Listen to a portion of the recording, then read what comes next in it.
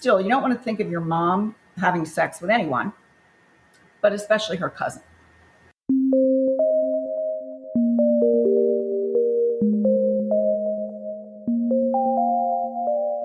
Hello, you are listening to NPE Stories. This is a podcast where NPEs can share their story. I am your host, Lily, and I found out I was an NPE through an ancestry DNA test that changed my life forever. NPE is a term that stands for Not Parent Expected or Non-Paternal Event. This means that one or more of our parents are not who we believe them to be. NPE Stories is a podcast where NPEs can share their story of what their original family was like, how they found out they were an NPE, and what their journey has been like since the day they found out. And welcome to episode 154. And I just love my intro music. I asked my husband to write me a song that embodies how I was feeling when I found out I was an NPE. And he is, I guess I'd call it like an electronic musician. He works with synthesizers and he has a little sound system set up downstairs. And he came up with a few different songs and then tweaked it for me. And I said, I want it to feel a little more sad because that's how I feel some days. So the intro music that you just heard, I have to credit to my husband, Graham Wood. And I just like to mention that once or twice a season so that he gets credit for that song that you just heard. I have a resource I would like to share at the beginning of the episode.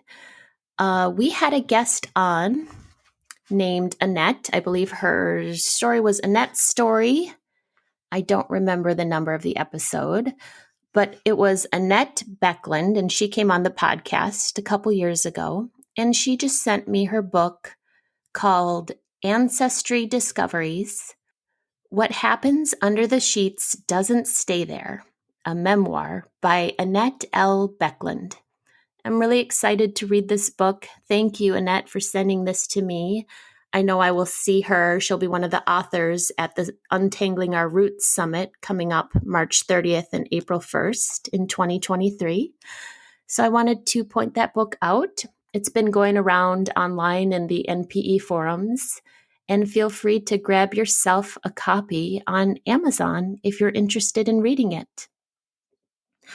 Okay, we are going to listen to our NPE today share her story, and today I am speaking with Nancy. Hi, Nancy. Hi, Lily. Nice to talk to you, finally. It's so nice to finally talk to you. Yes. How are you doing today? I'm doing well. I just wanted to tell you I've listened to all 153 episodes, and you're doing such a great thing for the NPE community. It's just really helpful to hear other people's stories. Oh my gosh, you've listened to all of them. Nancy, I love that. Thank you. I wait for them to come out every week. Oh, that's so great. Well, thank you for waiting to share your story. And since you've listened to so many of these, you know the format inside and out. I do. All right. So I'm going to pass it over to you. I don't know your story, so why don't you go ahead and tell us who is in your family of origin? Okay. I will start with my early life. I was born in Philadelphia, Pennsylvania in 1950, which makes me 73 now. My parents both came from big Irish families. My mom was one of 11. My dad was one of 8. My mom's parents actually immigrated from Ireland in the early 1900s. My dad was also Irish, but I didn't know much about his history or who came over when. When I talk about my dad, that will mean my birth certificate father, the father who raised me during the podcast. Also, just wanted to let you know, because I may forget to mention it, all 3 parents involved, birth mother, birth certificate father, and biological father, are all deceased. I found out I was an NP after all were gone. I was conceived when my parents were married 7 years. My mom said that she had miscarried early in her marriage. She had been 5 months pregnant and miscarried. And she said it was the only time that she saw my father cry. I always felt ripped off because I hated being an only child. And I feel like, I should have had that sibling that miscarried. But in any case, I had tons of cousins on both sides because, their families were so big. I especially was close to the cousins on my dad's side. We spent a lot of time at each other's houses, the aunts and uncles, and I just loved being around them. We had I would say, a good middle class life. My dad worked for the railroad. He had an auto repair shop on the side. My mom stayed home, and she was a great mother. I was very spoiled. I was an only child, and she didn't make me do any work around the house, and it was always kind of a bone of contention between her and my dad. But anyway, she was very pretty, very smart, very classy, didn't raise her voice, very intelligent. But she was a good mom. I will give her that. My dad treated me normally. He didn't, there was nothing to give me any clue growing up that anything was amiss. He took me places when I was a little kid, took me to the rides on the boardwalk, that type of thing. Later on, I became a rebellious teenager, and our relationship was a little contentious then, but I think that would happen in any family. But all my life, my dad's drinking was a problem. He would come home drunk, and he would ruin family plans. We would plan to go to visit the cousins, and he would come home drunk. I worried when I had school functions that he would reek of alcohol or be drunk. And a lot of really serious things happened, in conjunction with his drinking. I was too young to really know what was going on, but in hindsight, I wonder why my mom put up with that and why she didn't leave him. I'll give you a couple examples. Like every car that we had, he would wind up smashing up and getting in an accident because of his drinking. Another example was he was notorious for starting projects and never finishing them. So at one point, he was building a 2-car detached garage onto our home. He knew how to do it. He had the heavy equipment and everything, and he started it. And after he tore everything up, he just left it there and didn't finish. And my mother was disgusted, and so she hired a contractor to finish it. Well, he came home. I'm sure he was probably drunk, and he got the piece of heavy equipment and he rammed it into the garage that the contractor had just finished.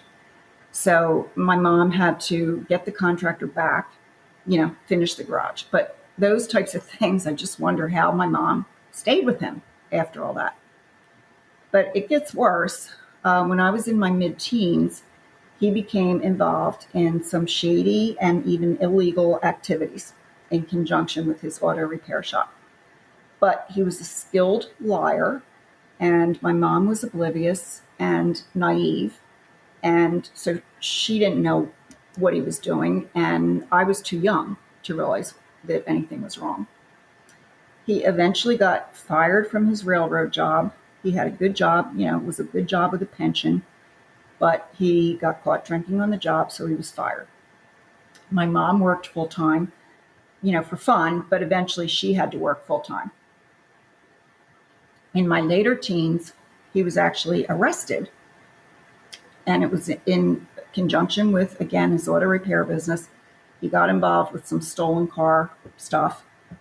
He got arrested. They had to sell. We had one home that we lived in. We had a rental home as well, and they had to sell both homes to pay for his legal fees. We moved into an apartment. He wasn't around much. He would be gone on weekends, and he told my mom, again, the skilled liar, he told my mom that he was driving a tractor trailer on the weekends, on long hauls. So I knew they were having problems. I was 16, and it was Christmas Eve when I was 16, and my dad and I were going out shopping for my mom's gifts. That was our tradition. We would always wait till the last minute and shop for her on Christmas Eve. And I said to him, "Do you still love mommy?" And he said, "I don't know." And I thought, oh, geez, that's the wrong answer. And I said, "Well, do you love anybody else?" And he said, "I think so." And I thought, oh, dear Lord. And So I didn't say anything. I didn't want to know anything further. And we got to the mall and we got out of the car and he said to me, she would like to meet you. And I said, who? And he just looked at me and kind of winked. And I knew he meant this woman. And I didn't even know what to say, Lily. I mean, my dad's hitting a 16-year-old kid with this information. It was like our little secret, you know. And that night, my parents were decorating the Christmas tree. Everybody always waited till Christmas Eve to do the trees.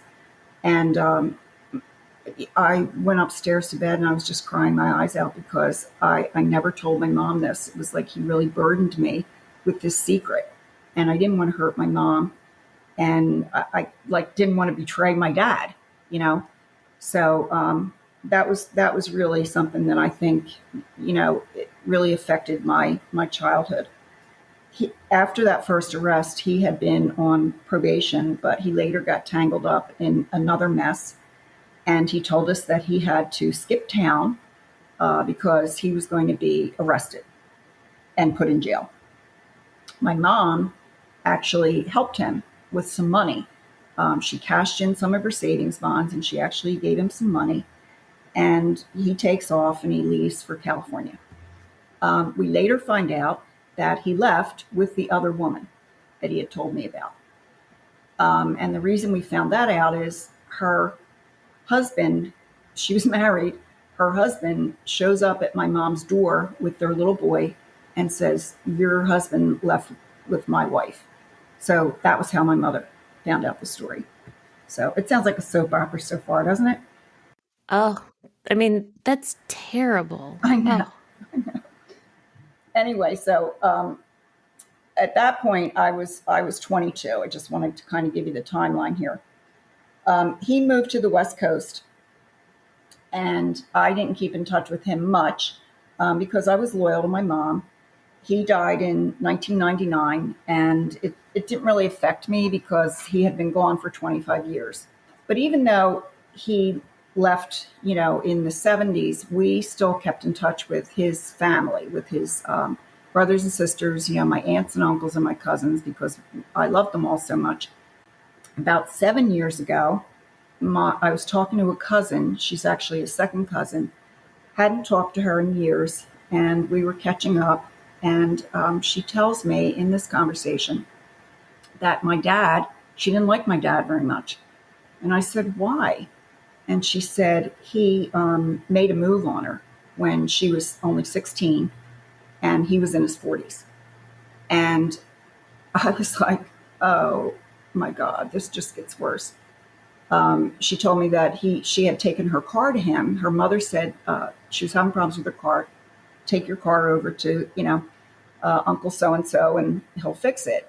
And she did. And he took her out to lunch. And on the way back, he pulled over and he made a move on her. And she said no. And he didn't force himself on her. But that was enough for me to hear. By this time now, he's dead to me. Yeah. I had, even though he had done all that stuff to my mom, I still would post his picture for Veterans Day and for Father's Day and all that. But after she told me that, he was dead to me, and all the pictures got scrubbed from my Facebook. That was the end of him. And just as a side note, later on, during all this NPE discovery, I found out from another cousin an even worse story about him. So, which I won't go into, but he, really was just an awful, awful person. I guess the next part of the story is how I discovered I was in NPE. On my mom's side, she, like I said, had a lot of siblings. She was very close to them. They had family picnics every year. This year will be actually the 64th year of the family picnic. In 2019, it was the 60th anniversary of the picnic. And so I decided I was going to do color-coded T-shirts for everyone based on the branch of the family that they came from. I put myself in pink. I figured probably none of the other boy cousins would want to wear pink, and my mom was gone by that time, so and my son wasn't there, so I was going to be the only one in pink. This will tie into the NPE story later. I wasn't on 23 or Ancestry at that time. I hadn't done my DNA or joined them, but one of my cousins on my mom's side was, and a woman named Mary had gotten in touch with her. She had discovered that her birth father was part of our family. I'm going to call him Jack O'Doul, not his real name. He was a first cousin of my mom and her siblings. He had gotten Mary's mom pregnant when her mom was 17. He was 29. And her mom was living in Philadelphia with her sister going to school. And I don't know how she and Jack happened to run into each other or start a relationship, but they did. She got pregnant. And once she was pregnant, he dumped her and the baby. She had to go back to Wisconsin, where she was from, and go into an unwed mother's home and have the baby and put the baby up for adoption. And that baby is Mary that got in touch with my cousin. So being that our parents were first cousins, that would make Mary my second cousin. Mary had a great life. She had wonderful adopted parents. She had an accomplished career.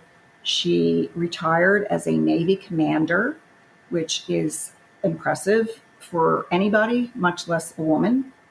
But for the past decade, she had been trying to find information about her birth family. So when she connected via Ancestry DNA with my cousin said, "Hey, we're having our family picnic soon, the 60th anniversary. Why don't you come?" So she came. She drove all the way from Wisconsin to come to the picnic. I ordered her a pink t-shirt because, I wanted her to feel part of the group. And I said, Jack O'Doul, your birth father, is actually my godfather. So I feel connected to you. So all day we were kind of joking, calling each other sis. But I didn't know Jack. He was also in the military. He was a career military person. And so he never lived around us. So I didn't know him. But the interesting fact is that he also retired as a Navy commander. So Mary had his Navy commander DNA in her, which was really unbelievable. Anyway, I was wondering, though, this is a tangent that I'll go on for a second. I didn't understand why he was my godfather. My mother had brothers that she loved, and I didn't understand why she would have asked him to be my godfather. I asked her at one point, "Why did you make Jack my godfather?" And she said, her face just lit up, and she said, "Oh, Jack, he's my cousin. He's the best." And she didn't really give me any details, but her face she looked like she was smitten with him. And it was just kind of weird. And then in 1979, this is still part of the tangent, he was in town, Jack was in town, and he called my mom and he asked her to go to dinner while he was in town. So he came up and I met him and we took pictures, and he took my mom out, and she didn't get home till like 4 a.m. And I was frantic. We didn't have any cell phones back then. And I was, wondering what could they be doing out till 4 a.m? Did they go to an after hours bar? It just didn't make sense. They were both in their 50s. Anyway, she gets home and she looked, I was, "Mom, where were you?" She looked a little bit disheveled. She had like a little smirk on her face. She looked like she had been drinking. And just the look on her face, she didn't even say anything. And I just thought, oh no, it looks like maybe some hanky-panky went on between the two of them. And I was completely disgusted because, first of all, you don't want to think of your mom. Now, my dad was long gone, right? But Jack was married. Still, you don't want to think of your mom having sex with anyone, but especially her cousin. So I was, really disgusted. I never said another word to her, and I never told anybody else that story. And then continuing with the tangent story, when this picnic was coming up, the 60th anniversary, when Mary was coming into town from Wisconsin, I mentioned it to an older cousin, my oldest cousin actually, on my mom's side, and telling her that Mary was coming into town and how Mary fit into the family. And she said, "Well, your mom and Jack O'Doul were close." And then she paused and she said, "Very close." And when she said that, I thought, what does she mean by very close? And I flashed back to the 1979 4 in the morning incident. And I thought, oh no, what does she mean by that? And she would have been a teenager when my parents were married and around the time I was conceived. So did she see something? She actually lived with my parents for a while. So I didn't know what she knew, but I didn't ask her. I didn't want to know. All I knew was it didn't sound good. So just keep those things in mind because they're going to come into play later. So back to the story. Mary comes to the picnic. We become Facebook friends and we keep in touch. And the following year, 2020, I did a 23andMe test. It was on sale, and I was looking for the ethnicities. I knew I was mostly Irish, but I wanted to see, I knew they could specify what actual towns your ancestors came from. And I just wanted to see whether they could do that because I knew where my mom's parents were from in Ireland. My dad's parents, that was the other thing. I didn't really know much about when they came over, and I wanted to see if it could help me with that. And when I got the test back, they were correct. They identified the right towns. And so I looked at the DNA relatives. That wasn't really the purpose of my doing the test, but I looked at them, and I saw some first cousins on my mom's side that I knew. But my very top DNA match was listed as a first cousin. I'm going to call her Carol Cole. It's not her real name. I didn't know her name, and I know all my first cousins. So I was like, who is this? She had no information in there. She had no surnames in there. She didn't have her mother's maiden name. She had no family tree. So she had no information about who she was. So I asked my family, we have a family Facebook group, and I said, does anybody know who this Carol Cole is? And my cousin Tommy writes back and he says, I don't know, but she showed up on my test too. And I said, oh, that's weird. But you're thinking, yeah, you're not sure how accurate that the DNA actually is. So I kind of let it go for a while, but I was still curious about it. So I sent Carol Cole a message. And I said, I'm related to you. You're listed as my first cousin, wondering what your other names in your family are. And she said her mother's name was O'Doul. And I said, oh, okay. I said, the O'Douls were my mom's first cousins. I said, and actually, your Uncle Jack, your mom's sister, is my godfather. But then I'm thinking to myself, well, wait a minute. I know how cousin relationships work. If our parents were cousins, she should be my second cousin, not my first cousin. And she certainly shouldn't be my top DNA match.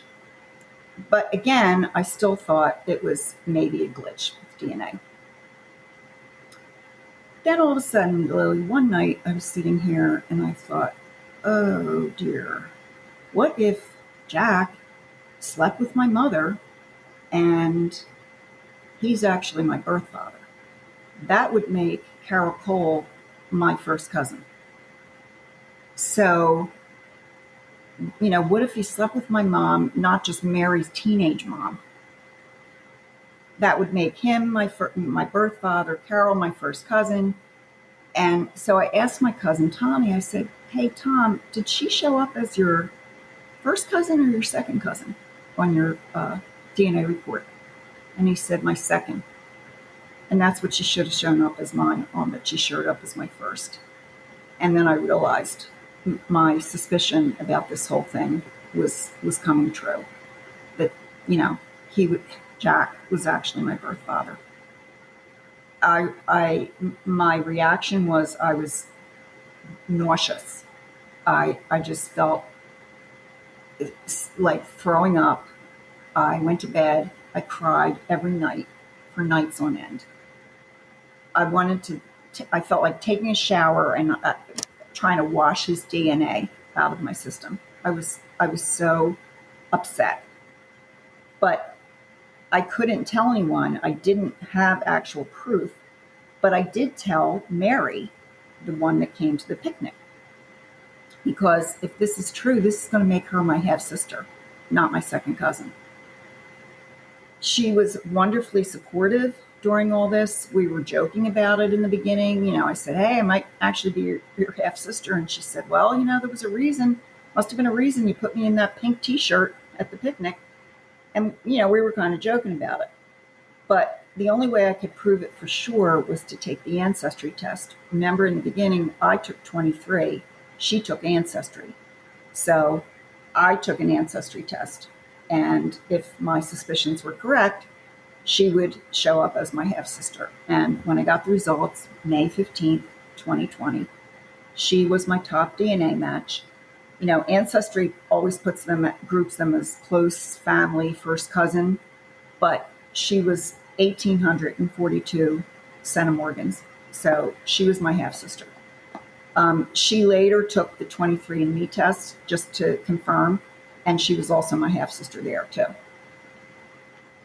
Some of my my cousins on my dad's side had also taken Ancestry, and they were on Ancestry, but we shared no DNA. So that was proof.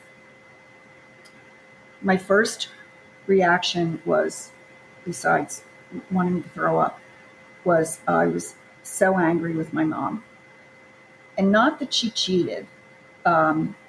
Things happen. I don't know what my dad was doing at that time. But first of all, cheated with your cousin. They were both in their late 20s. They weren't kids. And oh, by the way, Jack slept with my mom in 1949 to get, when I got conceived. And he slept with Mary's teenage mom in 1950. So he really got around town.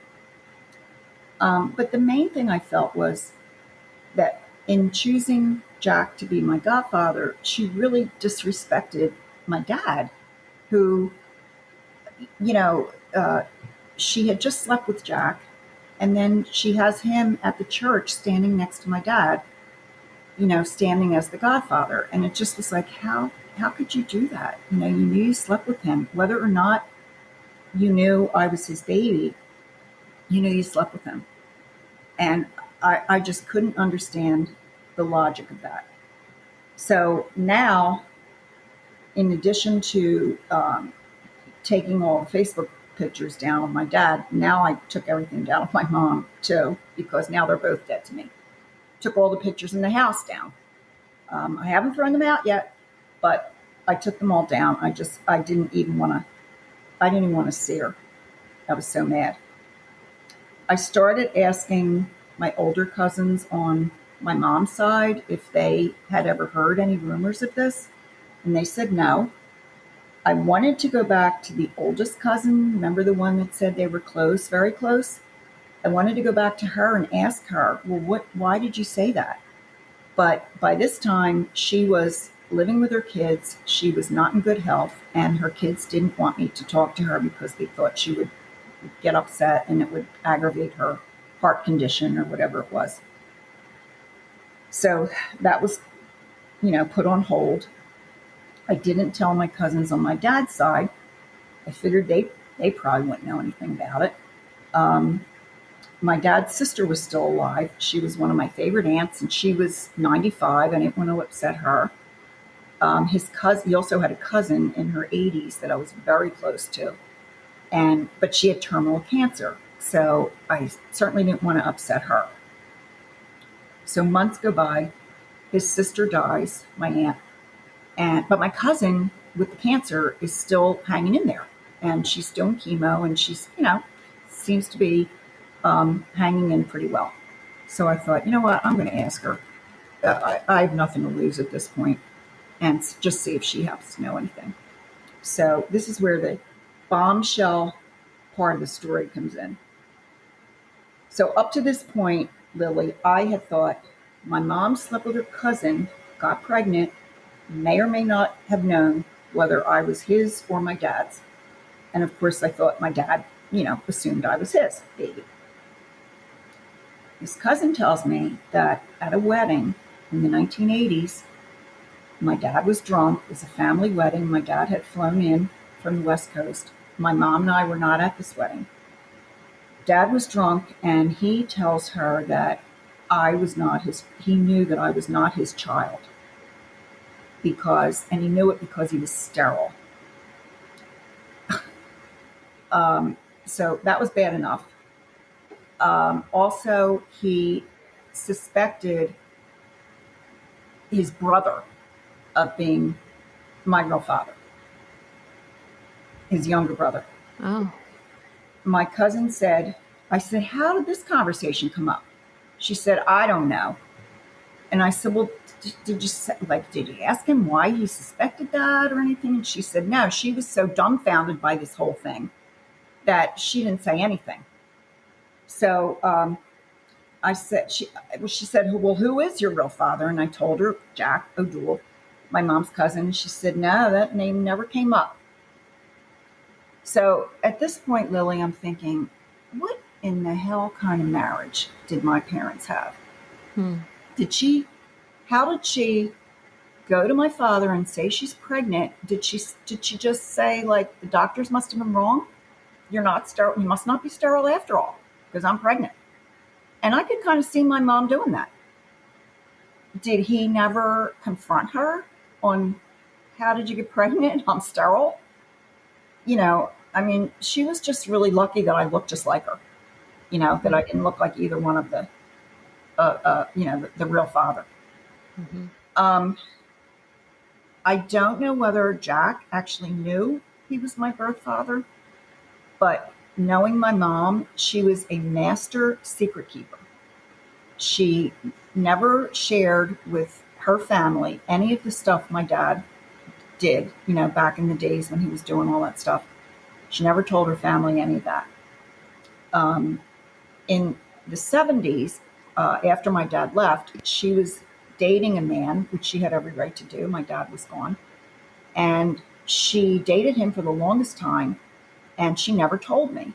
And I found out I was friends with the guy's son. And the guy's son says to me, your mom's dating my dad. And I was like, what? And I find out that that was in fact true. And she just kept it as a secret from me. I guess she didn't want me to think badly of her for dating,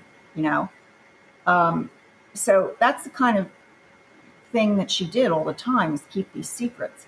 So therefore, I think she probably wouldn't have told Jack outright that he was the father, but maybe just asking him to be the godfather was the little wink and a nod, But in any case, he was pardon my French, he was a shitty godfather. I never heard from him. I never got a card from him. So if that was her intent, to have him involved with me somehow, that didn't work out. I still don't know why my dad would have suspected his brother. His brother was 18 when I was conceived. I think his brother also lived with them. That was in the days in the 40s when families, would get split up and parents would die young, and, the younger kids would get shipped off to stay with the siblings. So I think my uncle did maybe live with them for a while. I don't know if my mom slept with him too, or if my dad just suspected that, but I just think this marriage with all the secrecy and lies is I don't understand it. It just sounds like a horrible situation all around.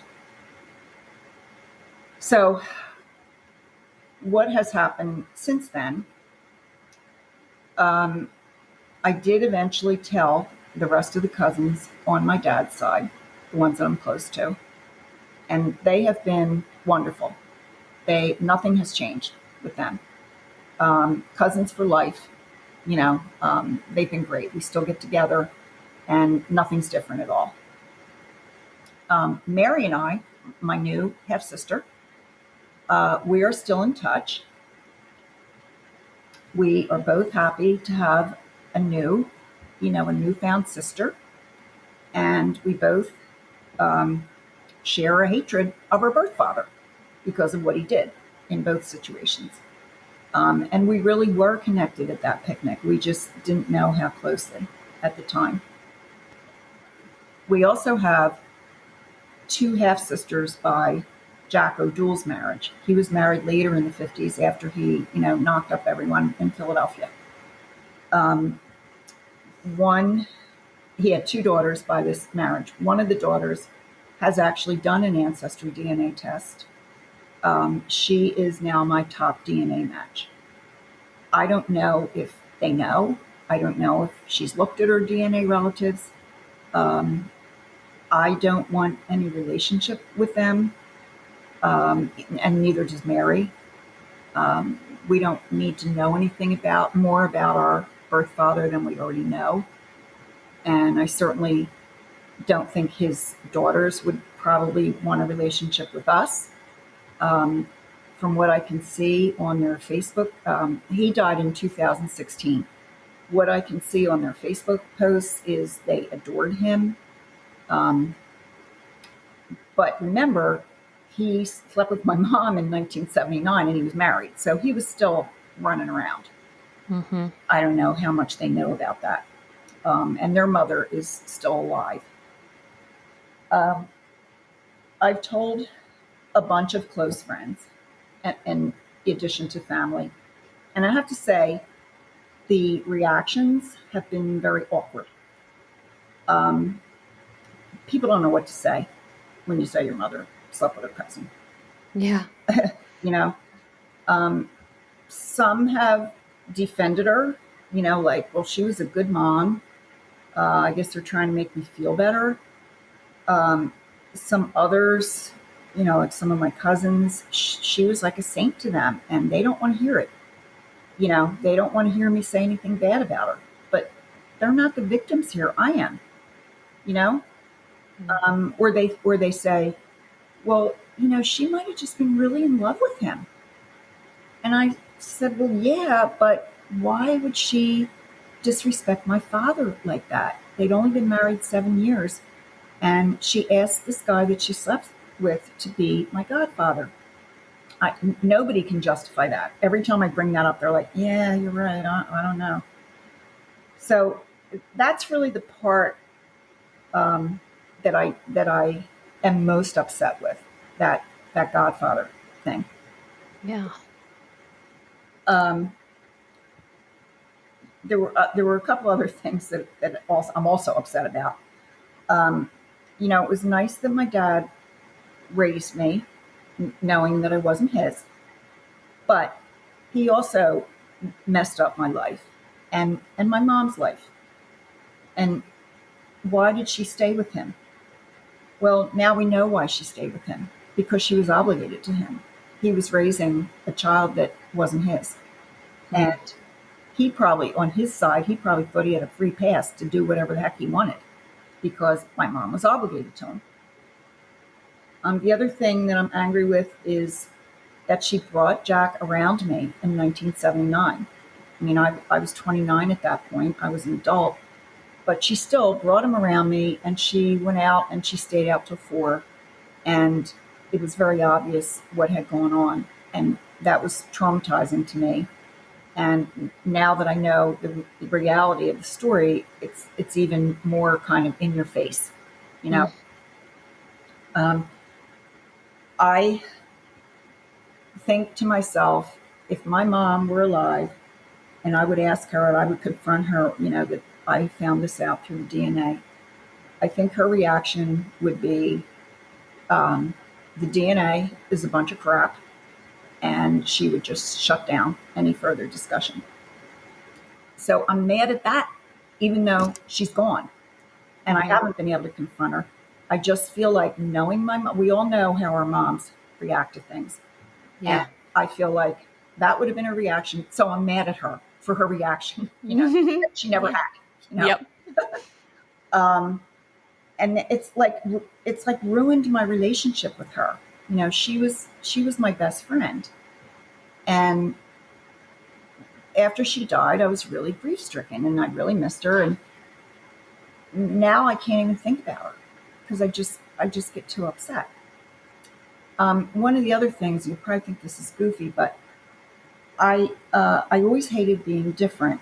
I was an only child. I was different that way. I had curly hair and freckles, and hated that. I I hated everything about being different. I just wanted to be like all the other kids, and it's kind of like that with the NPEs too. All the other NPEs have mothers that slept with their neighbor or slept with their boss, but no, my mother slept with her cousin. And there's hardly any NPEs on the Facebook groups that have that situation. So, again, I'm different. And Yeah. I'm different in a really embarrassing, scandalous way. You know, um, I've also seen people make hillbilly references when you talk about cousin. I was on one of the Facebook groups and someone posted a question that said, if somebody married their first cousin, what would their relationship be? And I think it was a serious question. And somebody answered, hillbillies, ha ha ha. Yeah. And I got really upset. And then I was listening to a podcast, not yours, somebody else's. And someone in the podcast, the person who was being interviewed, I think she said that her uncle was her birth father, but it wasn't her blood relative. And she made that clear. She said, they weren't related. She said it wasn't a hillbilly type situation. And the both of them both laughed. And Oh. I wrote to the podcaster and I said, I just wanted you to know that there are people out there with this exact situation. So please keep that in mind when you feel, like you're going to make a joke about hillbillies or whatever. It's hurtful. And she wrote back and she was very appreciative that I brought that to her attention. So basically, I'm angry with all three of them, with birth mother, birth father, birth certificate father. But the one thing I'm not upset with, and this is probably the thing that most NPEs are most upset about, that my father is not my real father. Most people are devastated to learn that. In my situation, I don't even care that he wasn't my real father. And in fact, I'm probably glad. Knowing what I know about him now, I'm probably glad that I don't have his DNA in me. So that's one difference with my situation. After 2020, we had the pandemic, and then I learned I was an NPE. And as if it couldn't get any worse, my son, who was 41, died that year of a drug overdose. Oh. And so, um, Lily, after that, kind of everything pales in comparison. Being an NPE is not the worst thing in the world now because that happened. You know, Oh. um, I didn't. I was going to tell him, but I didn't get a chance to. And the day that he died, I was on the phone with him, and we were having a nice conversation, and I was going to mention it to him, but I thought, this is the kind of thing I think I need to tell him in person when I go up to Philly. And I didn't tell him, and then later on that day, I got a call that he was gone, and I'm so glad that I didn't tell him because his grandmother had been very involved. He was very close to her. She, really helped raise him when I was working. So I'm glad that I didn't, you know, give him that information. The other thing is, I said I have all this anger, and people say, you've seen it on Facebook groups, they say you need to forgive, and that's the only way you can move forward. And I don't feel that way. I don't know whether I'm ever going to forgive her. And I don't think that how I feel is like consuming me or changing my life. I feel like I am protecting myself. The, the feeling of they're all dead to me and I'm just not giving them any more time. That's the way I protect myself. Yep. I don't want to go to a therapist. I don't think the therapists are knowledgeable enough about NP situations. And I think the therapist might say something that would piss me off. And so I don't think that that would really do me any good. I just really appreciate listening to other people's stories and knowing that I'm not the only one out there in this situation. Mm-hmm.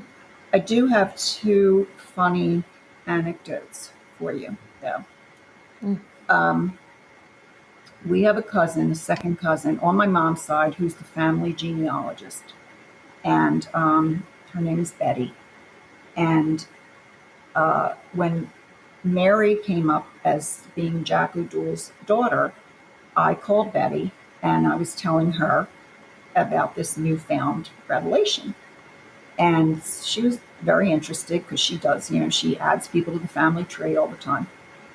And so the following year, I called her and told her, I said, remember when I told you about Mary? It was Jack O'Doule's daughter, and she knew Jack. She knows who he is. I said, well, guess what? I said, I did 23 in Ancestry, and guess what? I found out he's my father too. And she says, well, he can't be everybody's father. I said, yeah, well, he's trying his best to be everyone's father. So, and then here's another weird thing. After my mom died, I went to a medium to try to connect with her. And because she died kind of suddenly. And the medium was, she was going on about a bunch of stuff that didn't make any sense. It wasn't relevant. And I really didn't get anything out of the whole session. And years later, when I realized I was an NPE, I looked back on that and I remembered the very first words she said to me were, "Who's Jack?" And I was like, oh my God. Nothing else. It didn't make sense at the time because I had an uncle named Jack. This is my mom's brother, but I wasn't, particularly closer to him than any other uncles. So it made no sense. And I just, kind of blew it off like everything else she said to me in that session. But now that I think of it, first words were, "Who's Jack?" I'm like, my mom's guilt must have been coming through, Wow. So, yeah, I thought that was really ironic. So anyway, that's my story. I'm so glad you shared this. I've never had one recorded where there's a genetic relationship through the parents, through your birth parents. I've spoken with people, but they've, I don't know if it's shame or embarrassment, they've never wanted to record. Yep. And that's real. That is real. The person I'm thinking of that I am speaking to, her parent, or she accidentally married her relative because she didn't know how she was related. But your parents did know they were related. They were first cousins. Yeah. And it sounds like, my mom was just taken in by him. He was quite the charmer. And, I talked to a couple of the cousins afterwards, and my one cousin said, she said, my mom, who was my mom's, that she and my mom were sisters. She said, my mom acted that way about him too. She said, one time I showed her a picture and he was in it. And I said, who's that? And she said, oh, that's Jack O'Doule. And she said, it was definitely like she went off into another world talking about him. And then another cousin, I said, did you ever meet him? And she said, yeah. She said, I did meet him. There was a party for so-and-so, and he was there. And she said, my dad really thought a lot of him, brought me over to introduce me. And I talked to him. She said, when I walked away, I thought, what was that? Like he just is Mr. Charm, Wow. you know? So Yeah. I think that's what he did with my mom. And he just took advantage of her. And, you know, I'm not saying she was not at fault, Yeah. but the actions afterwards were the things that I'm most upset about with the Godfather, and and staying with my dad in that horrible marriage. It's just an awful. And then in 79, when she even, went out with Jack again, how old were you when your mom spent that late night with, well, I guess it would have been your birth father. Yeah, I was 29. Oh, wow. So Yeah, this charm he had, that stuck with for it decades. did. It did. She was so excited when he called. And I still remember, I think that's when I said to her, why is he my godfather, by the way? And that's when, her face just lit up. And, it was clear that she thought of him more than just a cousin. She was like, just, I don't know, enamored. I don't know what you want to call it, Mm-hmm. but yeah, yeah, and that really upset me. Then I realized, she brought him around me, and I Mm. don't even know, Lily. Like, my mom might have been in complete denial that he was my father by that point. I think Yeah. people can do that. Oh, yeah. She can just ignore that actually happened, and I've seen her do that before. She had a stroke years ago, and she came out of it okay, no lasting effects. And I would say to her, Mom, when you had your stroke, and she would say, I don't believe I had a stroke. And I said, well, Mom, there was a CAT scan. You had a stroke. No, I don't believe it. And so that's kind of the power of denial that Wow. she had. And so I feel like she might have just been, by the time he came up and I was 29, she might have not even given it a second thought that he was actually my real father. I Mm. don't know. That's what I'm starting to think, what you just said, the power of denial. I have no mental health background. I have no training in that, but I've heard so many stories and I'm like, I actually think these people believe their denial is so strong. They believe, oh no, I didn't sleep with him, or he's not the father of my child. And Right, yeah, that's right. right. Yeah. Or maybe, she thinks, well, the doctors were wrong. You know, Yeah. they thought he was sterile, but, maybe a sperm got through. Who knows? So your birth certificate father then never had any biological children of his own. No. Mm-mm. No, it was just me who wasn't his Just child. you. Yep, And just then you. that miscarriage that they had shortly after they were married. Oh, well then who do you think the miscarriage, have you ever thought about Well, the the miscarriage miscarriage? was right after they were married. And then later on in the Navy, he contracted some illness. Oh, so the miscarriage very well could have been His. his child. Okay. Yes. Yes. I think that, yeah. And I believe her because when she said that was the only time I saw your dad cry, that sounded real. Yeah. I don't think she made that story up.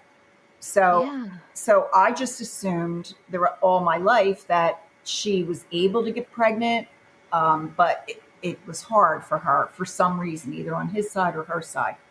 Um, Mm. but now I know that she was able to get pregnant by him early in the marriage, and then he contracted this illness and made him sterile, and so he couldn't have any children after that.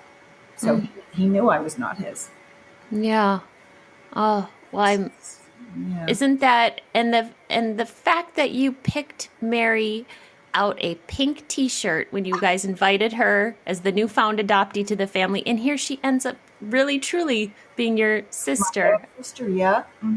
I It's know. amazing. I know. That's really the only good thing that's come out of this is, I finally have a sibling. And, Yeah. like I said, we also have those other two siblings, but we're not we're not counting on them. We don't want any kind of relationship with them. I'm sure they would be very upset to know that we're out there.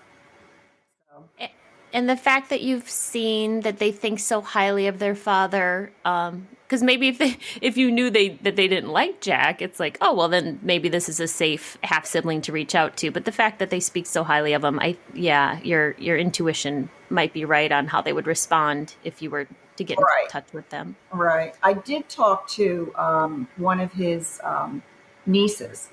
The Remember Betty, the family historian. Well, Mm-hmm. she knows this niece of Jack's, and I said, "Do you mind if I call her? I've never met her. She doesn't live around us or anything." But anyway, I called her, and I said, "Do you know about the story with Mary?" And she said, "Yeah, we just found out last year." And then I told her my story. And she said, "Well," she said, "I'm really upset and sad for you and your situation." She said, "But I am not shocked at all about him, that he would have done that." Mm. And she did not have high regard for him at all either. And she said, either did her parents. So he was, it sounds like he was a cad. I don't know if Yeah. anybody uses that word anymore, but all of the family knew it. But my mom just happened to be the one that fell for his charms, Yeah. and Mary's teenage mom. Oh, Nancy, I just appreciate you sharing this so much. And I know you are willing to have other NPEs reach out to you. Is email the best way to get in touch with you? Sure, they can email me. My email address is N as in Nancy, KAU, F as in Frank, 92 at gmail.com. Nancy, I will put your email in the show description right below. And thank you so much for waiting to share this story. I'm really glad we were able to capture this NPE story today. Thank you for sharing, Nancy. Thank you for having me, and thanks for all you do, Lily. These stories are here for us to identify with. If you are an NPE and would like to share your story, email npestories@gmail.com. You do not have to give any identifying information. If you are an NPE and would like to share your story, I'd like to hear from you. Subscribe to this podcast to hear more. Come heal with us.